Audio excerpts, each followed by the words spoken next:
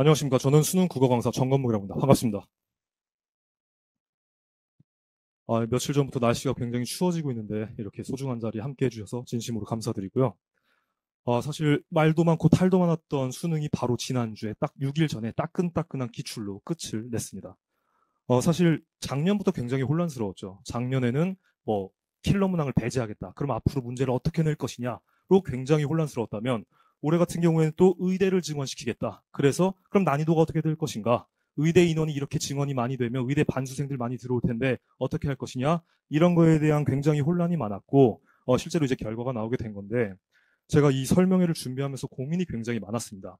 물론 저의 설명회니까 저의 커리큘럼이 어떠하고 제가 수업을 어떤 방식으로 진행을 하고 학생들을 어떤 식으로 관리하는지에 대한 설명은 당연히 포함되어야 하겠죠. 근데 중요한 건 그것만 말씀드린다고 해서 지금 여기 계신 학부모님들의 궁금증이나 뭔가 막연한 공포심이 해소될 수 있는가? 저는 그것까지 드려드리고 싶었던 거예요.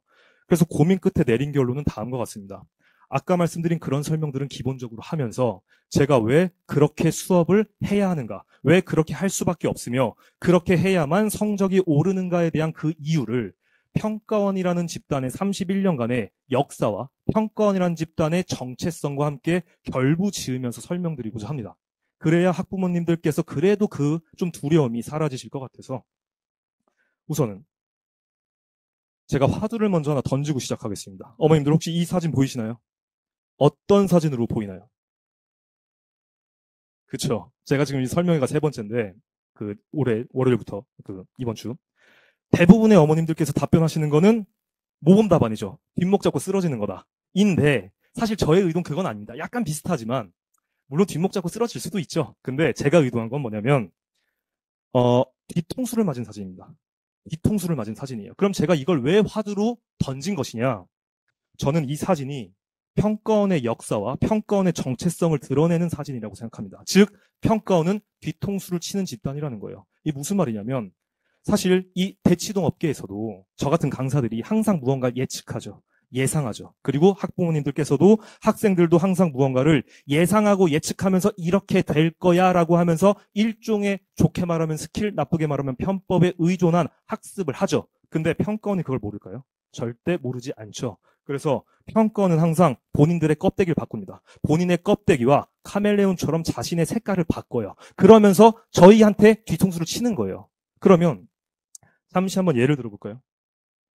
이런 이제 그래프를 제가 가져왔는데 자세하게 보실 필요는 없고 제가 잠깐 그냥 정리해서 설명드리면 어머니 작년 이전까지 지금 7차 교육 과정이 도입된 지가 대략 한 20년 가까이 되고 있는데 지금 한 20년 가까운 시간 속에서 국어에서 상위권을 변별하는 영역은 독서와 문학 중 어느 영역이었을까요?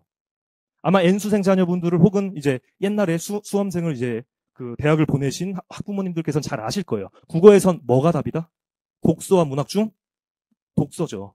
비문학에서 무조건 압도적으로 최상위권을 변별하는 문제들이 나왔었어요. 언제까지? 재작년까지. 근데 작년에 7차 교육 과정에서 최초로 문학을 훨씬 어렵게 냈습니다. 이거는 뒤통수 친 거예요. 근데 참고로 이렇게 말씀하시는 학부모님들이 계실 수도 있어요. 아니 킬러 문항 배제한다고 하면서 이미 예상된 거 아니냐? 근데 중요한 건 그 발표는 6월 26일에 발표된 거고요. 그 기조는 6월 모의고사, 6월 첫째 주에 나온 6월 모의고사에서 나왔던 거예요. 거기서 이미 뒤통수 맞은 거예요. 작년 고3들은. 그러면서 에이 설마 그래도 수능 때 독서를 더 쉽게 내겠어? 설마가 사람을 잡았죠. 그래서 올해도 N수생들이 그렇게 많았던 거예요. 그래서 이런 식으로 뒤통수를 치는 경우도 있었고 또 예컨대 올해를 기준으로 말씀드리면 올해랑 혹시 올해 이제 재수를 지금 결정하시고 이미 결정하시고 오신 학부모님들도 계실 텐데 올해랑 굉장히 비슷했던 국어의 기조를 보였던 해가 있었던 거 혹시 아시나요? 그게 악명 높았던 19학년도와 22학년도 수능입니다.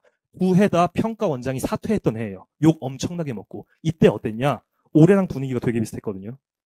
19학년도는 6월 모의고사는 그냥 적당했지만 22학년도는 압도적으로 어려웠습니다. 올해도 6월 모의고사는 압도적으로 어려웠죠. 근데 이 세 해 다 전부 9월 모의고사는 난이도가 상대적으로 평이했습니다. 거의 7차 교육과정 들어서도 거의 가장 평이한 정도였어요. 그래서 이 두 해, 19학년도와 22학년도 때 많은 학생들과 학부모님들과 많은 기관들이 무슨 예측을 했을까요? 수능은 어떻게 나온다? 쉽게 나온다고 거의 99% 단정을 지었어요. 이때 19학년도 이때까지 7차 교육과정 중에서 가장 어려운 국어 시험이었습니다. 이걸 언제 갱신했냐? 22학년도 갱신했어요. 경신했어요. 그래서 이 두 해 수능이 엄청 어렵게 나오고 평가원장 사퇴하고 참고로 22학년도 때는 또 생투에서 문제 오류가 나오면서 국가적으로 망신이 됐던 해였어요. 해겔 지문 나오고 이랬던 해인데 올해 6월 모평 1컷 82, 9월 모평 97, 97. 이때 6월 어렵고 9월 쉬우니까 거의 100이면 99는 무슨 얘기를 했을까요? 수능은 어떻게 나온다? 무조건 어렵게 나온다. 왜? 심지어 의대 반수생까지 있으니까. 이거는 바보가 아니면 어렵게 나온다고 예측했어요. 근데 참고로 말씀드리면 전 그렇게 예측 안 했습니다. 이렇게 제 예측이 맞은 것도 아니에요. 전 그냥 뭐라고 말했냐면 보수적으로 모른다예요. 평가는 하도 껍데기를 많이 바꾸기 때문에 그러니까 전 틀린 건 아니죠. 어쨌든 근데 그게 맞습니다. 어머니. 국어뿐만이 아니라 모든 과목은 그래요. 그래서 이때 저는 파이널 기간에 학생들한테 어떤 훈련도 시켰냐면 쉽게 나올 수 있는 것에 대비한 모의고사 훈련도 한 3번 중에 1번은 시켰어요. 왜냐하면 어렵게 나오잖아요. 그럼 1등급을 목표로 하는 학생은 한 지문은 버릴 수도 있어요. 근데 쉽게 나오면 한 지문 버리면 1등만 안 나옵니다. 그거에 대한 대비가 돼야 돼요. 그래서 저는 정말 골고루 훈련을 시켰는데 다행히 뭐 올해 성과가 많이 좋습니다. 근데 어쨌든 이런 식으로 뒤통수를 치고 껍데기와 색깔을 바꾸는데 우리한테 남는 질문은 이거죠. 이렇게 평가원이 허를 찌르는 카멜레온처럼 색깔을 바꾸는 와중에 모든 학생이 수능을 못 보나요? 국어를 못 보나요? 절대 아니죠. 우선 수능은 상대평가기도 하고 아마 어머님들 잘 보셨을 거예요. 여기저기서 쟤는 도대체 뭘 먹고 살길래 저렇게 흔들리지 않는 성적이 나오지? 이런 애들이 있을 거라고요. 특히 국어에서.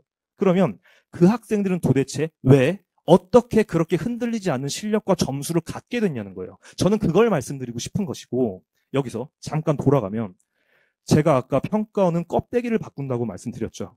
그러면 사실 그 말에는 함축된 내용이 있습니다. 어떤 내용이 함축되어 있을까요? 껍데기를 바꾼다.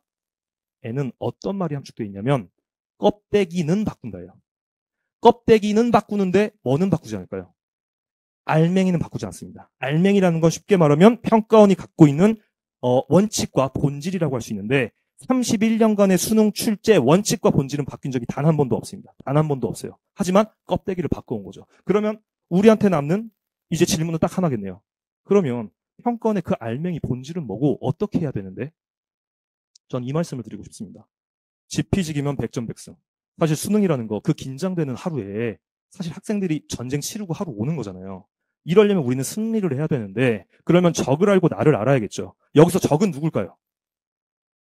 함부로 평가원이라고 하시면 안 되죠. 우리는 평가원이랑 친해져야 되는데 다만 이건 비유니까 우리는 평가원을 누구보다 잘 알아야 돼요. 평가원의 본질을 알아야 합니다. 그리고 나서 나 학생 본인에 대해서 잘 알아야 합니다. 그래서 본인이 무엇이 부족하고 무엇이 평가원과 조금 핀트가 다른 부분인지를 파악을 해야 그래야 우리는 승리의 가능성을 열 수 있겠죠. 그래서 아마 평가원의 본질을 알맹이를 안다는 말은 이 말과 똑같은 말일 겁니다. 수능의 본질을 안다. 그죠? 그런데 지금 이 자리는 국어 설명회니까 국어의 본질을 알아야 될 거 아니에요. 합쳐서 수능 국어의 본질을 알아야 할 겁니다. 그래서 이것을 제가 짧게 정리해서 말씀드리면 이런 거예요. 수능이라는 시험은 본질적으로 사고력을 측정하는 시험입니다. 예전에 아마 여기 계신 이제 부모님들, 어머님들께서도 세대가 약간 걸쳐 있으신 분들이 좀 계실 것 같은데 학력고사라는 시험이 있었죠. 학력고사는 뭐를 테스트하는 시험이었죠? 암기력이었어요. 암기력과 성실성이었다면 거기서 이제 우리나라 교육자들이 막 해외 유학도 갔다 오고 하면서 우리나라 교육에 문제가 있다. 컵에 담긴 물의 양이 중요한 게 아니라 이 컵이 올바른 물을 담을 수 있는 컵이냐 이걸 측정하는 게 중요하다고 생각하면서 도입된 게 수능이에요. 그래서 사고력을 측정하는 거예요. 생각하고 이해하는 능력을 측정하는 게 수능이라는 시험의 본질이고 그 중에서 국어라는 시험은 뭐를 측정하는 거냐? 국어는 주어져 있는 텍스트에 대한 정확한 독해력을 측정하는 시험이에요. 사고력 중에서도 독해력을 측정하는 시험이란 거예요. 그러면 이 두 개를 합성하면 되겠죠. 수능 국어의 본질은 뭐다?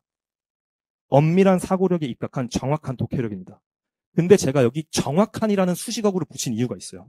우리가 글을 읽어도 자신만의 방식으로 이해하는 애들이 있어요. 상상의 나래를 펼치면서 주관을 개입시키면서 뇌피셜로 이해하는 이게 평가원이 원하는 방식의 이해는 아니겠죠. 그래서 쓰여 있는 걸 쓰여 있는 대로 정확하게 읽고 이해하는 그 능력이 제일 중요하다는 겁니다. 그러면 오케이. 최종적인 이제 우리의 질문은 딱 하나로 귀결이 됩니다.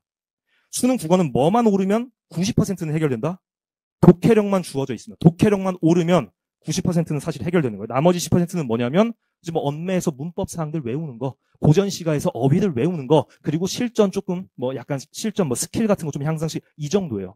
그러면 결국은 독해력 어떻게 올릴 건데라는 질문이 남을 건데 저는 이 말씀을 드리고 싶습니다.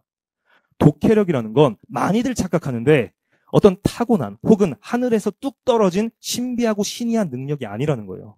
독해력이라는 건 다분히 100% 글에 대한 접근 태도로부터 비롯되는 능력인 거예요. 글에 대한 올바른 태도를 정립하면 자연스럽게 딸려 나올 수밖에 없는 능력인 것이고 이것은 지능의 문제와는 상관이 없습니다. 지능이 아니에요. 태도예요. 태도. 이거를 제가 이따가 예시를 들어서 살짝 설명을 드릴 건데 올바른 태도를 글을 대하는 학생과 그렇지 않은 학생은 독해력이 완전 달라요. 이해한 바가 달라요. 지능이 달라지는 게 아닌데. 어머님들께서 아마 지금 그 헬스 PT를 받아보시거나 혹은 골프 레슨들 많이 받아보셨을 거예요. 제가 헬스를 좀 예를 들어서 말씀드리면 헬스 아무리 잘 가르치는 헬스 PT 트레이너가 있다고 한들 그분들이 우리한테 운동 가르쳐주면 몸에 근육이 생기나요? 안 생기죠. 그분들은 우리 몸에 어떻게 하면 어떤 자세로 운동을 하고 어떤 방식으로 운동을 해야 근육이 효율적으로 붙는지 우리가 원하는 방식대로 몸을 만들 수 있는지 그 길을 알려줄 뿐인 거죠. 저는 국어 강사의 역할이 그와 똑같다고 생각합니다. 제가 매우 아쉬운 얘기지만 이렇게 말씀드릴게요. 저는 학생분들의 뇌세포를 1년 만에 바꿀 수 없습니다. 누구도 그렇게 할 수는 없어요. 다만 학생들이 갖고 있는 잠재력을 극대화시키는 방식으로 글에 대한 올바른 접근법을 제가 알려줄 수는 있어요. 그러면 잠재력이 극대화된 방식으로 점수화가 될 겁니다. 그거에 대해서도 조금 이따 설명을 드릴 거고 결국 올바른 태도가 중요하다는 건데 이제 그 자료 중에서 제 자료가 있습니다. 1% 수능 국어라는 자료가 있는데 이거 3페이지를 한번 봐주시겠습니까? 이 태도 정립을 제가 어떻게 어떤 커리큘럼에서 할 거냐. 세 번째 페이지를 보시면 시즌 1부터 시즌 4까지 저의 1년 동안의 커리큘럼 표가 나와 있습니다. 이게 제 1년 동안의 커리큘럼인데 이 중에서 이 태도 정립이 가장 기본인데 이걸 어디서 하느냐? 시즌 1과 시즌 2에서 합니다. 이 시즌 1, 2가 사실상 제일 중요한 거예요. 소위 말하는 기출 분석 단계가 2단계예요. 하지만 다른 강사분들의 기출 분석과는 확연히 다를 겁니다. 시즌 1, 2는 사실은 뭉뚱그려서 하나의 커리큘럼이라고 보셔도 무방해요. 하나의 책으로 진행하기 때문에. 다만 이제 편의상 제가 두 개로 구분해 놓은 건데 어떻게 태도 정립을 할 것이냐.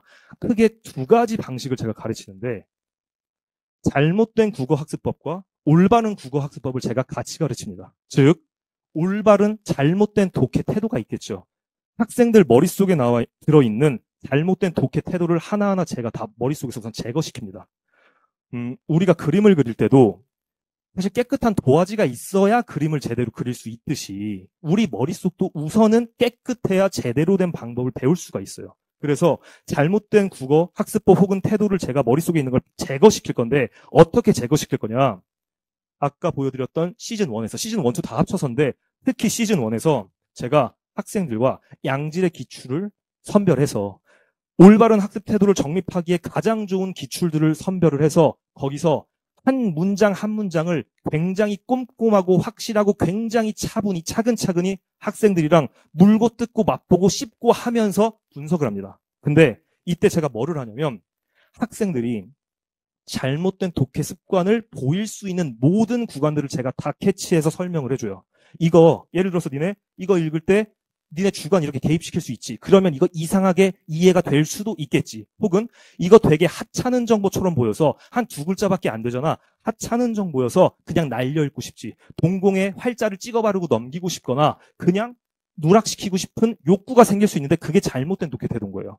그랬을 때 이렇게 잘못 읽으면 이렇게 잘못된 사단이 발생하겠지라고 하나하나 설명을 하는데 여기서 굉장히 중요한 포인트는 뭐냐면 아마 저와 다른 강사분들의 가장 큰 차이점일 거예요. 그냥 무엇이 잘못됐는지를 설명하는 거에서 끝나는 건 올바른 국어학습법이 아닙니다. 올바른 국어 강의도 아니에요.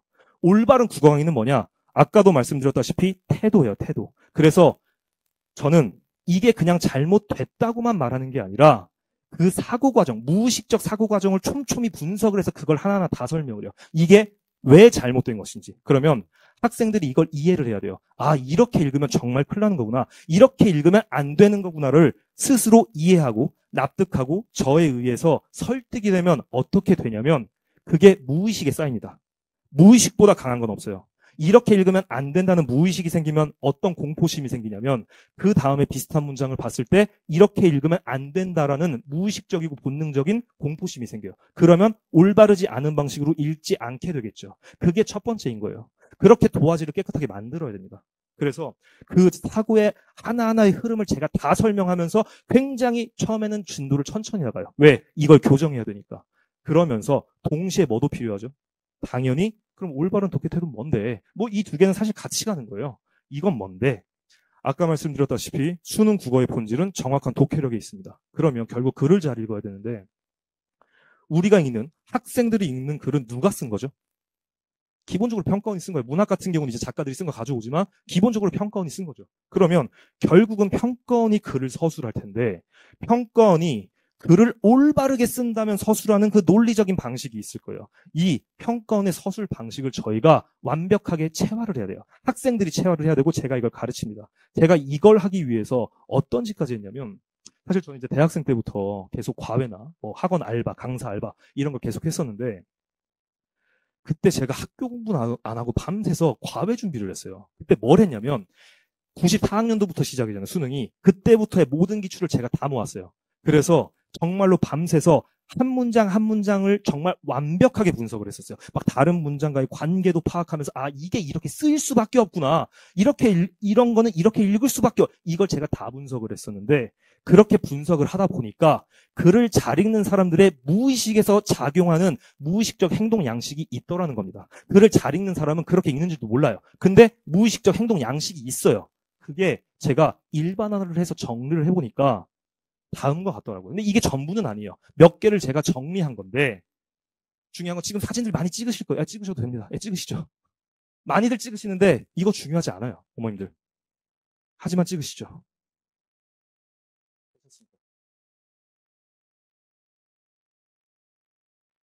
이거 말고 더 있습니다. 네, 아주 간추려서 몇 개만 가져온 거고. 근데 이거예요. 이제 그만. 왜냐면 이런 거에 학생들이 매몰되니까 안 되는 거예요. 이거는 그냥 제가 편의상 갖고 온 거고 이런 거에 매몰되면 안 돼요. 어머님들 가서 제 수업을 안 듣더라도 학생들한테 야 이런 게 있다더라 봐라 이러지 마세요. 애들 봐봤자 뭔 소리 이럴 수 있다고. 그게 아니라 중요한 건 뭐죠? 우리는 글을 잘 읽는 사람의 무의식을 훔쳐와야 돼요. 그리고 그걸 따라해야 돼요. 뭐냐면 글을 잘 읽는 사람. 저 같은 사람은 저도 그랬어요. 저도 대학생 때 제가 글을 읽을 때 이렇게 읽는지 저도 몰랐어요. 근데 분석을 하고 과외를 하다 보니까 어떤 애는 100분이 99, 100이 나오고 어떤 애는 4등급이 나와요. 얘네들을 비교 분석 대조를 해보니까 공통점과 차이점이 있어요. 그러다 보니까 잠깐만 얘는 왜 이렇게 읽었고 얘는 왜 이렇게 읽고 나는 그럼 왜 이렇게 읽었지를 분석을 즉 메타인지적으로 저의 무의식을 분석을 해봤거든요. 그러니까 이런 것들이더라고요. 아 글을 읽을 때는 나도 모르게 이렇게 읽었구나. 글을 못 읽는 학생은 자기도 모르게 이렇게 안 읽는구나 인 거예요. 그러면 뭐가 중요한 거냐면 이걸 외우는 이게 암기식 테스트가 아니잖아요. 수능인데 그게 아니라 왜 글을 제대로 읽고 이해하는 사람은 이렇게 읽을 수밖에 없었는가를 이해를 해야 되는 거예요. 그래서 제 수업은 생각을 정말 많이 해야 됩니다. 생각을 하고 정말 머리에 힘을 좀 빡세게 주고 들으셔야 돼요. 그래서 이거를 제가 이해를 시킬 건데 아주 간단하게 조금 예시를 하나 들어볼게요. 이게 몇 년 전 9월 모의고사 기출이고 소위 말하는 준킬러 문제였습니다. 킬러 문제까지는 아닌데 상당히 많이 틀렸던 문제예요. 혹시 보이시나요? 이 두 문장을 잠깐 볼게요. 이런 1인 주식회사에서는 1인 주주가 회사의 대표이사가 되는 사례가 많다. 이처럼 1인 주주가 회사를 대표하는 기관이 되면 경영의 주체가 개인인지 회사인지 모호해진다. 이 두 문장 단순하죠. 참고로 이 두 문장이 긴 지문 속에 중간에 들어가 있었던 거죠. 이때 여기서 글을 잘 읽는 사람과 못 읽는 사람은 아주 무의식적으로 차이가 나는 딱 한 군데 지점이 있습니다. 딱 한 포인트가 있어요. 여기서 글을 잘 읽는 사람은 잠깐 생각이 멈춰요. 그리고 의식적인 브레이크를 걸고 잠깐만 이러고 넘어가고 못 읽는 사람은 오케이 잘 읽었네 이러고 넘어가는 거예요. 어떤 포인트가 있을까요? 굉장히 사소합니다. 이처럼이에요. 제가 뭐 빨간색 글자를 넣어놓기도 했지만 제가 여쭤볼게요. 이처럼이라는 말이 의미가 있나요 없나요? 정보를 담고 있나요 안 담고 있나요? 안 담고 있다고 많이들 말씀하시죠. 그럼 제가 여쭤볼게요. 이 책상과 저 책상은 같은 거예요? 다르죠. 그러면 저와 같은 지시 표현이나 대명사도 의미와 정보가 있다는 거예요. 그러면 이처럼이라는 말은 무슨 의미를 갖고 있죠? 이와 같이잖아요. 이와 같이. 그러면 그를 정확하게 이해하는 사람은 뭐라고 생각하죠? 여기서 이가 뭔데? 여기서 이가 뭔데? 그 사람들은 그걸 의식도 안 해요. 그냥 여기서 잠깐 멈추는 거예요. 잠깐 이가 뭔데? 이가 앞문장이겠죠. 그러면 이와 같이니까 앞문장과 같이 뒷문장인 거예요. 이 사람들의 머릿속에 정보 처리 절차는 그거인 거예요. 본인도 모르는 사이에. 그러면 앞문장과 같이 뒷문장이다인데 여기서 표현이 좀 중복되는 것들이 있죠. 회사에서 1인 주주가 회사의 대표이사가 되는 1인 주주가 회사를 대표하는 기관이 되면이잖아요. 그러면 이 두 문장은 의미적으로 같은 거라면서요. 그러면 여기서 자연스럽게 지능과는 무관해요. 아까 태도라고 말씀드린 거예요. 이거에 주목을 한 태도와 주목하지 않은 태도가 다른 거예요. 그러면 여기서 도출되는 정보가 있죠. 어떤 정보가 있을까요? 1인 주주가 회사 어쩌고, 1인 주주가 회사 어쩌고, 여기서는 대표이사가 되는 회사를 대표하는 기관이 되면 뭐와 뭐가 같다는 거죠. 회사의 대표이사와 회사를 대표하는 기관은 같은 거라는 거예요. 같은 개념이라는 거예요. 무의식적으로 글을 잘 읽는 사람은 이렇게 읽습니다. 못 읽는 사람은 이 두 문장이 따로 놀아요. 잘 읽는 사람은 이게 하나의 문장이에요. 잘 읽는 사람은. 못 읽는 사람은 이게 두 문장이에요. 그러면 이게 문제화가 된 것뿐이에요. 문제가 뭐였냐면 주식회사에 대한 이해로 가장 적절한 것은요. 답이 1번인데 1번 볼까요? 대표이사는 주식회사를 대표하는 기관이다. 너무 쉽지 않나요? 라고 생각하시겠죠. 근데 이게 긴 지문 속에서 딱 두 문장으로 들어가 있다. 이거를 올바르게 읽은 사람은 이건 쉬워요. 근데 이걸 그냥 동공에 찍어 바르고 넘겼어. 이거 세 글자밖에 안 되니까 아무것도 아니야. 넘겼어. 이 학생들은 1번 선지를 봤을 때 어떤 생각을 했을까요? 대표이사랑 기관이랑 뭔 상관이야. 넘겨요. 2, 3, 4, 5 봐요. 답이 없네. 그다음부터 뭘 하냐면 소위 말하는 뇌피셜을 개입시켜요. 그러면서 상상의 나래를 펼치면서 이제는 수능을 해야 되는데 논술을 풀기 시작하는 거예요. 그러면서 잠깐만 여기서 이제 트집을 잡는 거예요. 트집 잡아가지고 이거 다 그리고 이제 기도하는 거죠. 그래놓고 사는 말이 뭐야? 감이 나는 수능이 국어가 감이 좋으면 난 잘 돼. 근데 감이 나쁜 나는 100% 제가 보증하는데 그거 실력입니다. 그거 감 아니에요. 실력이에요. 그래서 글을 잘 읽는 사람들은 이런 걸 놓치지 않는다는 것들, 이렇게 읽는 게 올바른 것들이야. 정보를 누락시키지 않는다. 이런 것들에 대해서 4개월 동안 시즌 1, 2에 걸쳐서 제가 누구보다도 꼼꼼하게 설명을 하면서 그 무의식적 작용 과정까지도 설명을 합니다. 그래서 학생들을 저는 설득시켜요. 그냥 전달하는 게 아니라 설득을 시킨다고요. 그래야 학생들이 무의식에 그게 자리 잡으면서 본인의 힘이 됩니다. 힘이. 이제 제가 두 가지만 말씀드리고 이제 끝낼 건데 어머님 또 힘드시니까 수능 국어를 잘 보기 위해선 두 가지 요소가 필요합니다. 속도와 방향이죠. 속도라는 건 당연히 제한된 시간 내에 다 푼다는 뜻인 거고 방향이라는 건 당연히 정확도를 말하겠죠. 근데 이 둘 중에서 더 중요한 게 뭘까요? 속도와 방향 중에. 이것도 참 많이들 학생들이 착각을 합니다. 둘 중에서 압도적으로 중요한 건 방향입니다. 정확도예요. 정확도. 아니 우사인 볼트가 올림픽 나가가지고 결승선이랑 반대 방향으로 뛰면 금메달 땁니까? 못 따죠. 올바른 방향이 제일 중요하다는 거예요. 근데 제가 이거 학생들한테 물어보잖아요. 학생들도 방향이라고 답해요. 그래놓고서 문제 풀 때는 어떻게 하냐면 속도에만 집착해요. 그게 아닌 거예요. 물론 우린 최종적으로 속도에도 뭐 집착이라고 하긴 좀 그렇지만 이거를 우리도 가져가야 돼요. 최종적으로. 근데 속도가 의미를 갖기 위해서는 항상 정확도가 담보되어야 한다는 겁니다. 그래서 상반기 동안 뭐가 중요하냐? 속도가 중요한 게 아니라 방향이 중요한 거예요. 상반기 동안은 그냥 대충 되나가나 뛰는 토끼보다는 엉금엉금 올바른 방향으로 기어가는 거북이가 훨씬 낫습니다. 물론 궁극에는 우리는 그 토끼를 역전하는 거북이가 될 거예요. 하지만 중요한 건 지금은 방향이다. 그래서 이 방향을 시즌 1, 2에서 정립을 하고 속도 정립을 언제 하냐? 당연히 이것도 엄청 중요해요. 언제 하냐? 시즌 3와 4에서 실전 문제 풀이와 실전 모의고사 연습 파이널을 통해서 합니다. 그때는 사실 저는 스킬이란 말을 굉장히 싫어하거든요. 특히 국어에서는. 다른 과목은 모르겠어요.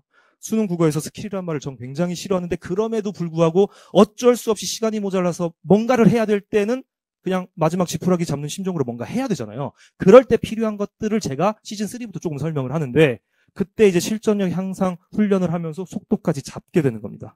그래서 뭐 이쯤에서 잠깐 학생들 관리에 대한 설명을 조금 드리면 우선은 뭐 저는 수업이 끝나면 다음 연강이 있어서 제 스케줄이 안 돼서 넘어가야 되는 상황이 아니면 저는 그 수업을 들었던 오픈 수업이나 팀 수업, 제 수업을 들었던 모든 학생의 질문은 끝까지 다 받아줍니다. 제가 밥을 굶는 한이 있더라도 다 받아줘요. 저는 그게 매우 중요하다고 생각해요. 왜냐하면 아까도 말씀드렸다시피 태도가 중요한데 저는 저의 무의식을 학생들한테 전수하고 싶거든요. 그래서 학생들의 질문은 저는 최대한 질문 답변을 최대한 성심성 있고 하고, 그리고 24시간 이제 굴러가는 저의 학습 채널도 만들 건데 카카오 채널을 만들 것 같아요. 뭐 밴드로 할 수도 있지만. 그래서 거기서도 저는 조교한테 답변 안 시킵니다. 무조건 제가 해요. 무조건 제가. 그래서 제가 답변하고, 그리고 뭐 이제 숙제 검사 이런 것도 제가 하면서 매 시즌별로 모든 학생들에 대한 면담을 진행합니다. 물론 너무 면담하기 싫다 하면은 뭐 그 학생 안 해도 되는데 면담 진행하면서 1대1로 볼 거예요. 1대1로 보면서 매 시즌별로 지금 문제점이 뭔지, 얘가 지금까지 봐왔던 어떤 주간지들을 제가 보면서 얘 지금 부족한 점이 뭔지를 분석을 해서 면담을 할 거고, 부족한 점을 찝어줄 거고, 그래서 더 계속 향상시키도록 만들 겁니다. 그래서 사실 제가 뭐 이렇게 설명을 한들 어머님들께서는 많은 의심이 있으실 거예요. 왜? 저는 아직 별로 안 유명하니까. 저도 알고 있습니다. 왜? 저는 뭐 좀 젊잖아요.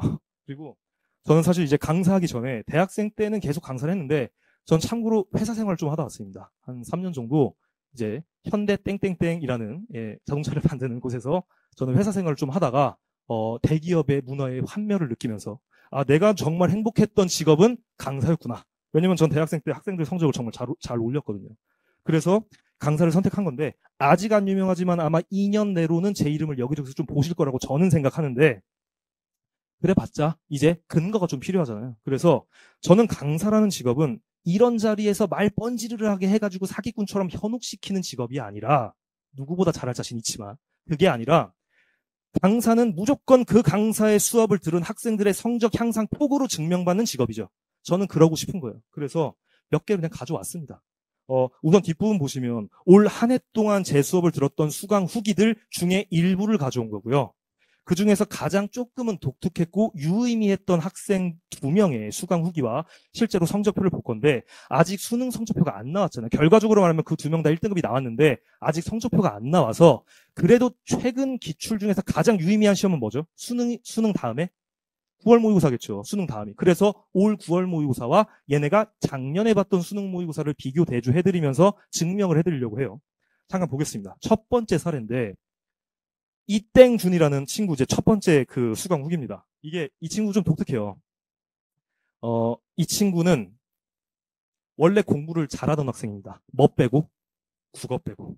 국어 빼고 잘하던 학생이에요. 국어는 만년 4등급, 5등급. 4등급 위로 올라간 적이 없어요. 근데 이 친구 작년에 재수했을 때 6월 모의고사 국어 빼고 어떻게 봤을까요? 1등급이 아니라 다 맞았어요. 수학 100점, 그 과탐 두 과목 50, 50, 영어 1등급인데 국어가 4등급. 의대 못 갑니다.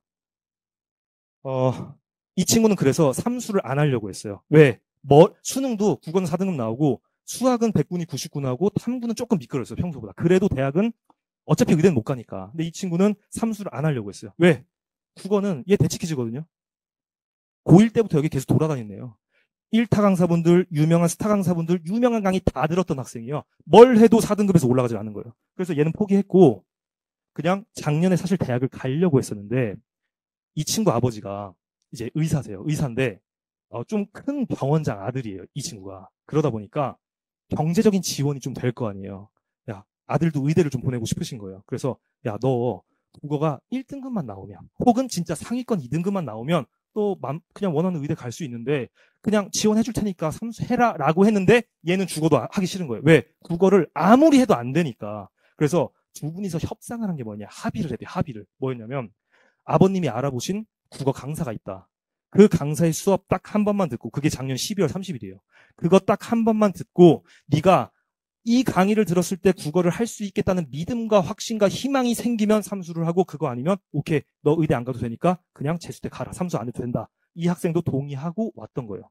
왜 이 아버님은 재 수업을 어떻게 알았냐면, 작년에 재 수업을 들었던 여학생이 있는데, 그 학생이 재 수업 듣고 국어를 굉장히 잘 받고 실제로 의대를 갔어요. 지방 의대를 갔는데, 그 연대 원주 캠퍼스 아시죠? 연대 원주 캠퍼스 의대를 갔어요. 그래서 그 친구는 현역이었거든요. 정시로 갔어요. 근데 그래가지고 이 친구가 이제 너무 좋다고 아버지한테 얘기를 했는데, 이 친구 아버지도 의사셨는데 얘의 아버지와 대학 동창이셨던 거예요. 의대 동창. 그래서 제 수업이 너무 좋다는 얘기를 듣고 한 번만 들어봐라 라고 해서 온 거예요. 그래서 들었는데 12월 30일입니다. 불과 이제 한 11개월 전이네요. 이때 이 친구가 딱 한 번 듣고 집에 가서 이렇게 얘기했다고 하더라고요. 오글거리지만 오늘은 제피할 시간이니까 좀 말씀드리겠습니다. 빛을 보았다. 라고 얘기를 했대요. 종교는 모르겠어요. 근데 빛을 보았고 희망을 보았고 진심으로. 왜냐면 얘도 사실은 되기만 하면 하고 싶었던 애예요. 근데 자신이 없으니까 하기 싫었던 건데 자기가 원하던 국어 수업이 여기 있었다라고 하면서 한번 해보겠다 해서 삼수를 시작한 거예요. 근데 이 친구가 이제 막 후기 썼는데 뭐 짜잘짜잘하게 뭐 이제 제 수업에서 어떤 부분에서 도움을 많이 받아 막 써놨는데 그건 꼭 가서 자녀분들과 함께 같이 보시길 바라고. 이 친구가 뭐 일문단에서 이제 약간 드립을 친 거 이해 못 하실까봐. 이게 지지난주 토요일에 쓴 후기예요. 지지난주 토요일. 그때 제 종강 수업이었거든요. 100점 만점에 95점입니다. 그래서 처음에 봤을 때 미쳤나 이랬어요. 아니 왜 이렇게 썼지? 이랬는데 이거예요. 제 수업에 5점이 없으니까. 제 수업에 5점이 없어서 5점 빼서 100점 만점에 95점이다 이렇게 써서 그래 이건 내가 설명할게.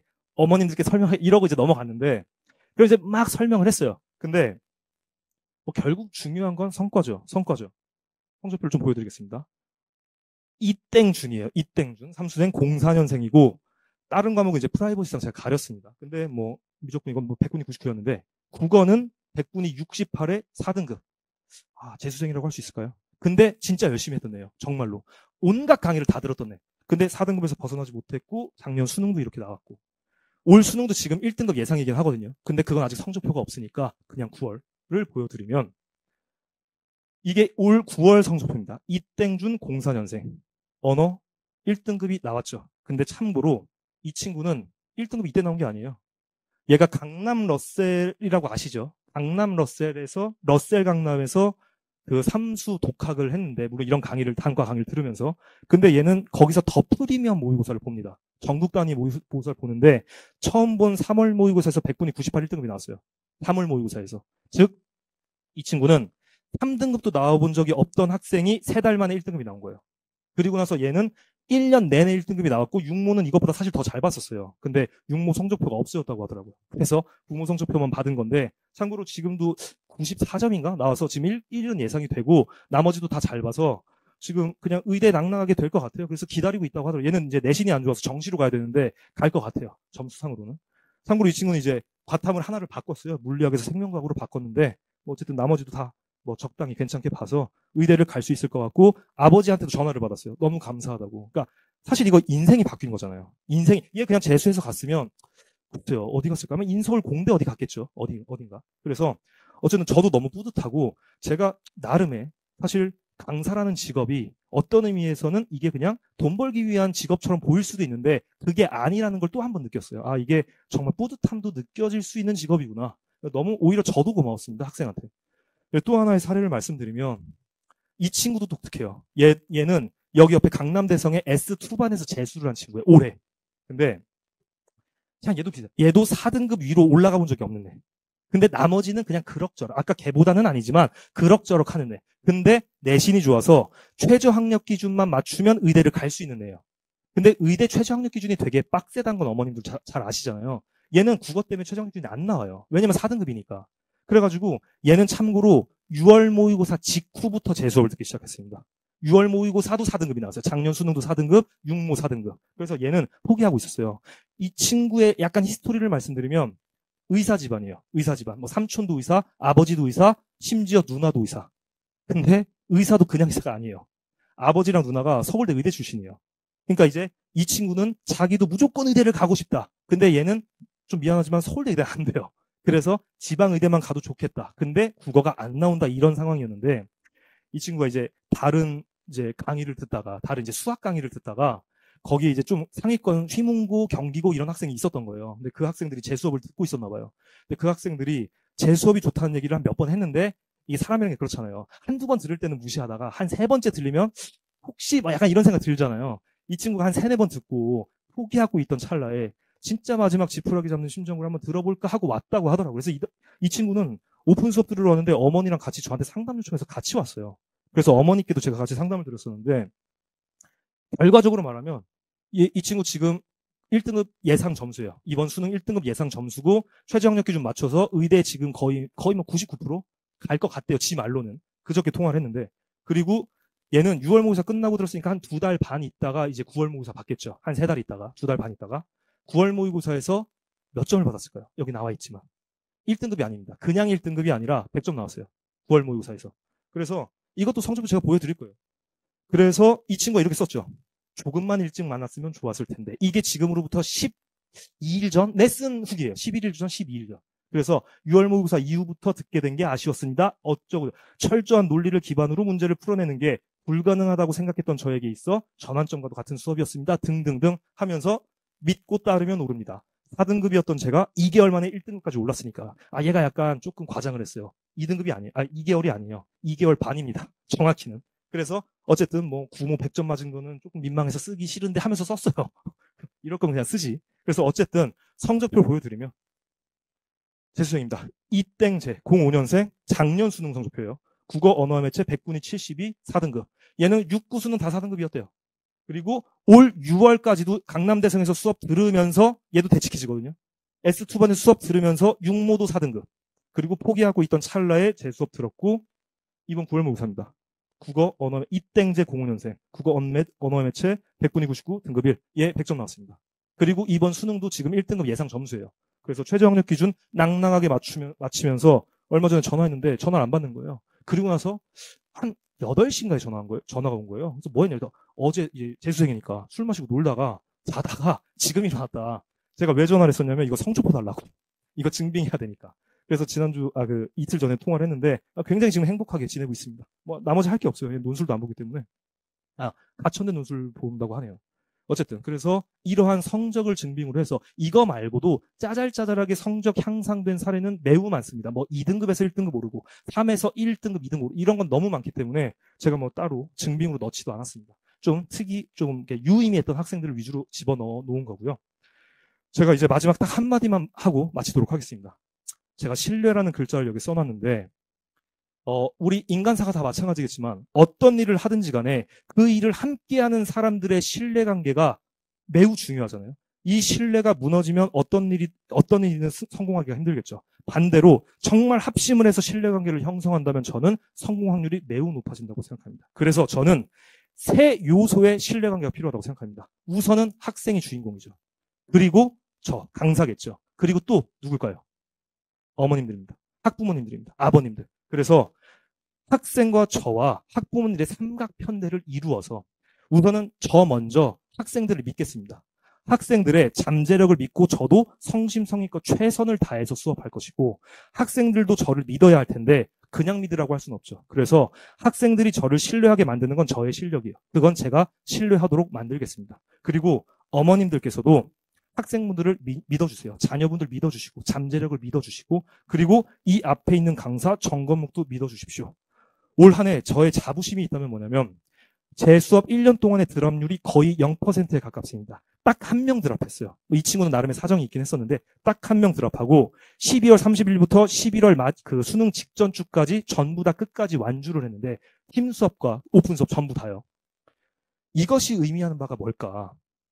이 까다로운 까칠한 대치동 바닥에서 1년 동안 쭉 한 강사를 믿고 신뢰하고 갔다는 것이 의미하는 바가 뭘지는 여기 계신 학부모님들께서 더 잘 아실 거라고 생각합니다. 그리고 더 나아가서 어떤 강의를 들어도 성적이 안 오르던 정말 국어 페인이었던 학생들이 저의 수업을 듣고 이렇게 성적이 많이 오를 수 있었던 것, 그것이 의미하는 바가 무엇인지도 여기 계신 학부모님들께서 더 잘 아실 거라고 생각합니다. 그래서 저의 설명은 여기서 마치도록 하고요. 지금까지 설명 들어주셔서 감사합니다. 정관부였습니다.